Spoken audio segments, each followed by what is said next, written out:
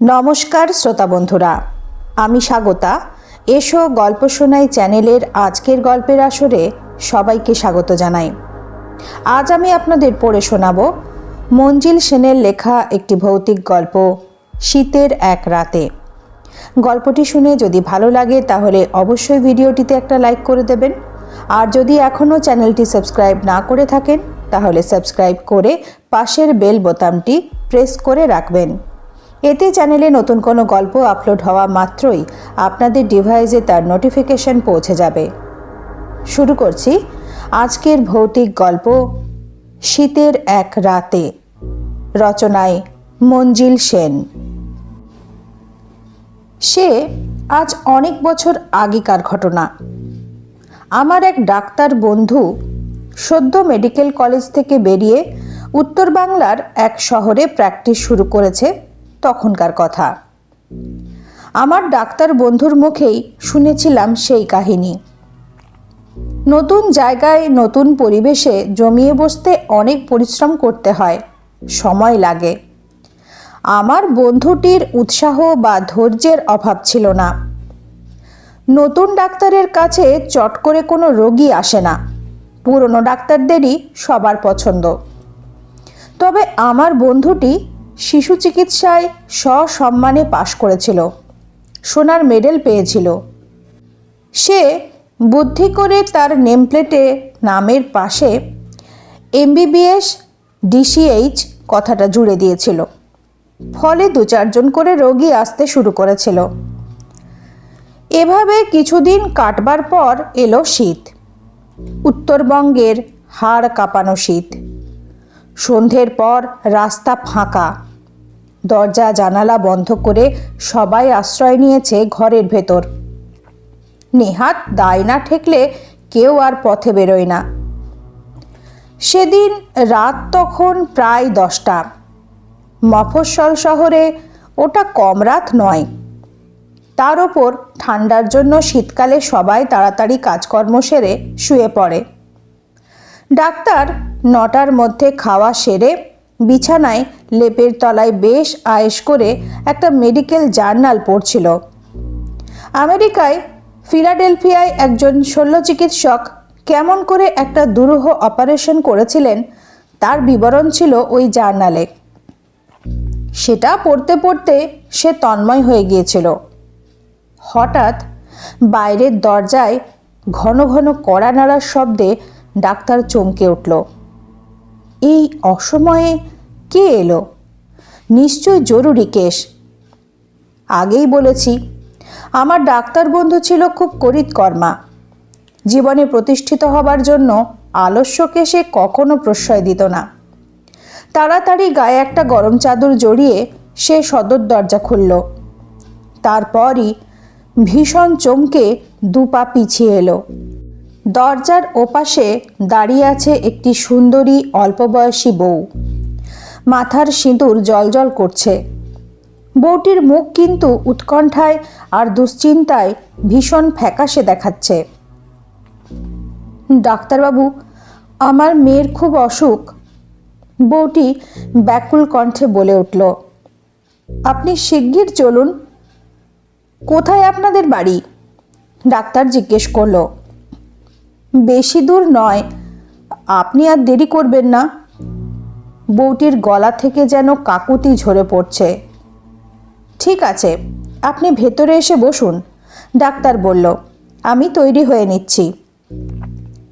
আমি এখানেই ভালো আছি, আপনি তাড়াতাড়ি করুন। বউটি ভেতরে আসতে অনিচ্ছুক বলে মনে হলো ডাক্তারের। ওই ঠান্ডায় তার গায়ে একটা সুতোর চাদর পর্যন্ত নেই, খালি পা, অথচ চেহারা দেখে মনে হয় ভালো ভদ্র পরিবারের বউ। ডাক্তার তবু ইতস্তত করছিল, ভাবছিল বউটিকে বাইরে দাঁড় করিয়ে রাখা ঠিক হবে কিনা। কিন্তু বউটি বলে উঠল, আমার জন্য আপনি ব্যস্ত হবেন না, তাড়াতাড়ি চলুন।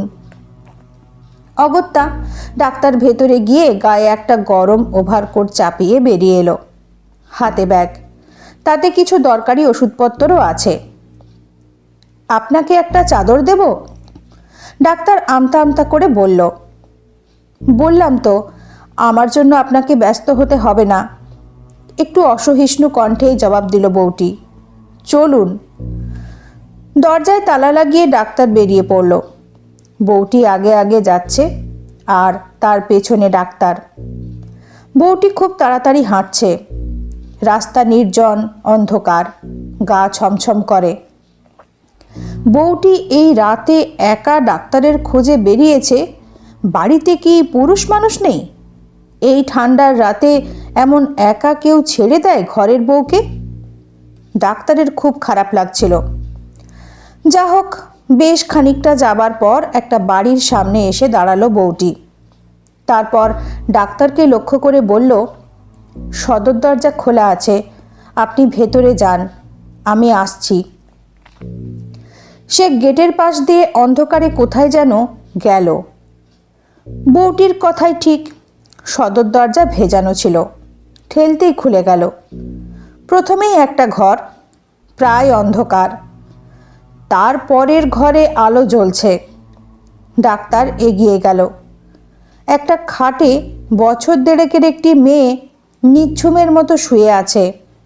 ফর্সা গায়ের রং, কোঁকড়ানো চুল, ভারী মিষ্টি মুখ, কিন্তু জ্বরে বেহুঁশ। মুখ আগুনের মতো লাল। মেয়েটির মাথার সামনে একজন বৃদ্ধ ভদ্রলোক আর একজন বৃদ্ধা মহিলা বসে আছেন। বোধহয় ওর দাদু দিদিমা। বৃদ্ধা মেয়েটির কপালে জলপট্টি দিচ্ছেন আর ভদ্রলোক পাখার হাওয়া করছেন। দুজনের মুখে ফুটে উঠেছে অসীম উৎকণ্ঠা। ডাক্তারের জুতোর শব্দে দুজনেই মুখ তুলে তাকালেন। ডাক্তারবাবু এসে গেছেন? ভদ্রলোক উঠে দাঁড়াতে দাঁড়াতে বললেন। তার মুখে ফুটে উঠল একটা নিশ্চিন্ততার ছাপ। ডাক্তার ব্যাগ থেকে স্টেথিস্কোপ বের করে মেয়েটির বুক পিঠ পরীক্ষা করল। জ্বর দেখল 105, নিউমোনিয়া। তবে ভাগ্য ভালো, তখনও মারাত্মক আকার নেয়নি। মেয়েটিকে সে তক্ষুনি একটা ইঞ্জেকশন দিল। একটা প্রেসক্রিপশন লিখে বুড়ো ভদ্রলোকের হাতে সেটা দিয়ে বলল, সকালে ইঞ্জেকশন আর ট্যাবলেটগুলো আনিয়ে রাখবেন। আমি আজ রাতের মতো ওষুধ দিয়ে যাচ্ছি, 2 ঘন্টা অন্তর খাওয়াবেন। আমি সকালে আবার আসব। ও ভালো হয়ে যাবে তো? বুড়ো ভদ্রলোক ব্যাকুল কণ্ঠে বলে উঠলেন। হ্যাঁ, ডাক্তার হাসি মুখে জবাব দিল। ঠিক সময়ে ওষুধ পড়েছে, আর দেরি হলেই ভয় ছিল। ঠিক সেই সময় হন্তদন্ত হয়ে ঘরে ঢুকলো একজন সুপুরুষ যুবক। উদ্ভ্রান্তের মতো তার চেহারা। ডাক্তারকে দেখে সে বলল, ও আপনি এখানে? আমি আপনার ঘরে তালা দেখে ভাবলাম রোগী দেখতে গেছেন। আরও 2 জন ডাক্তারবাবুর কাছে ছুটে গেলাম, তারা এই ঠান্ডায় আসতে রাজি হলেন না। তুই ওকে খবর দিসনি? বুড়ো ভদ্রলোক এবার অবাক হয়ে বললেন। তবে কে ওকে ডেকে আনলো? তাই তো, যুবক এবার বলল। আপনাকে কে খবর দিল? কেন, মেয়েটির মা। ডাক্তার জবাব দিল। তিনি গিয়ে বললেন, মেয়ের খুব অসুখ, এখনই যেতে হবে। এত রাতে উনি একা ছুটে এসেছেন দেখে আমিও কম অবাক হইনি। গায়ে একটা চাদর পর্যন্ত ছিল না। ওর মা? অস্ফুট কণ্ঠে বললেন বুড়ো ভদ্রলোক। তখনই ডাক্তারের চোখে পড়ল দেওয়ালে টাঙানো একটা ছবির দিকে। হাসি হাসি মুখে সেই বউটি তার দিকে তাকিয়ে আছে, যেন খুব খুশি হয়েছে তার ওপর। ওই তো, ছবিটার দিকে আঙুল দেখিয়ে ডাক্তার বলে উঠল। উনি তো আমাকে নিয়ে এলেন, গেট পর্যন্ত পৌঁছে দিয়ে বললেন, দরজা খোলা আছে, ভেতরে যান, আমি আসছি। ঘরে সবাই যেন স্তম্ভিত। যুবকটি হঠাৎ 2 হাতে মুখ ঢেকে ফেলেছে। ব্যাপার কি বুঝতে না পেরে ডাক্তার ওর মুখের দিকে তাকাচ্ছে। ওটা আমার পুত্রবধূর ছবি। বুড়ো ভদ্রলোক একটা দীর্ঘ নিঃশ্বাস ছেড়ে বললেন, গত বছর এই সময় আমাদের ছেড়ে স্বর্গে গেছে। ডাক্তার হতভম্ব। মেয়ের কঠিন অসুখে মৃত মায়ের আত্মা স্থির থাকতে পারেনি। মানুষের দেহ ধরে এসেছিল সময় মতো চিকিৎসার জন্য ডাক্তারকে নিয়ে যেতে। সন্তানের প্রতি এমন ভালোবাসা মায়ের পক্ষেই সম্ভব। মেয়েটি ভালো হয়ে উঠেছিল, আর ওই ঘটনার পর ডাক্তারের পসার এত বেড়ে গিয়েছিল যে তাকে আর কখনো রোগীর জন্য বসে থাকতে হয়নি। তার নামই হয়ে গিয়েছিল ধন্বন্তরী ডাক্তার।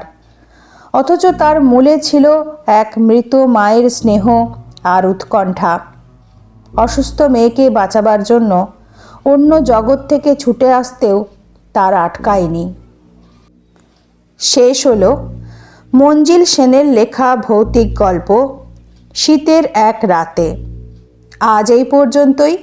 নতুন একটি গল্প সাথে নিয়ে তাড়াতাড়ি ফিরে আসব। সবাই ভালো থাকবেন। নমস্কার।